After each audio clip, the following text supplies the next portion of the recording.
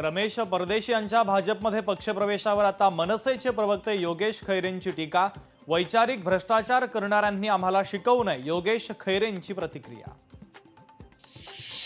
मालेगावच्या डोंगराळे येथील चिमुकलीवर अत्याचार आणि हत्या प्रकरणी चित्रा वाघ यांनी घेतली चिमुकलीच्या कुटुंबियांची भेट, तर खटला जलद गतीने कोर्टामध्ये चालवण्यात येईल, चित्रा वाघ यांचं कुटुंबियांना आश्वासन। नाशिकमध्ये हनुमान जन्मस्थानाच्या विकासावरून वाद, अंजनेरी पर्वतावर हनुमानाचं भव्य मंदिर झालं पाहिजे, हनुमान जन्मस्थान संस्थेची मागणी।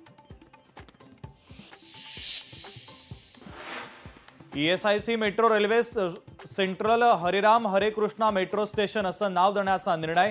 एमएमआरडी आयुक्तांचे शिवसेनेचे खासदार रवींद्र वायकरांना आश्वासन, मेट्रो लाईन 6 मार्चला तर मेट्रो 7 मार्चला होणार सुरू। मंत्री प्रताप सरनाईकांनी घेतली छगन भुजबळांची भेट, रुग्णालयामध्ये जाऊन केली तब्येतीची विचारपूस, छगन भुजबळ यांच्या हृदयावर शस्त्रक्रिया पार पडली।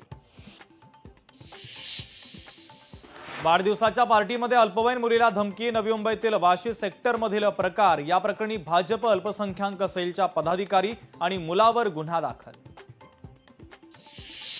नाशिकच्या सिन्नर बस स्थानकामध्ये भीषण अपघात, बस थेट फलाटावर चढल्याने झाला अपघात, अपघातामध्ये एकाचा मृत्यू तर 4 ते 5 जण गंभीर जखमी।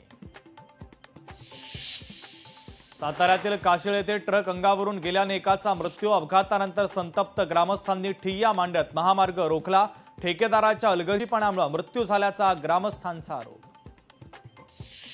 अमरावतीच्या कोंडेश्वर मंदिराच्या गाभाऱ्यातील दानपेटी चोरट्यांनी फोडली, दानपेटीमधील रोख रक्कम लंपास, चोरीची संपूर्ण घटना सीसीटीव्ही कॅमेऱ्यामध्ये कैद।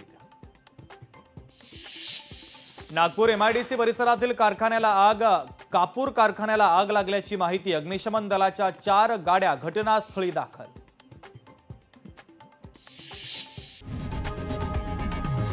लोकशाही मराठी ऐका, पहा, जागरूक रहा।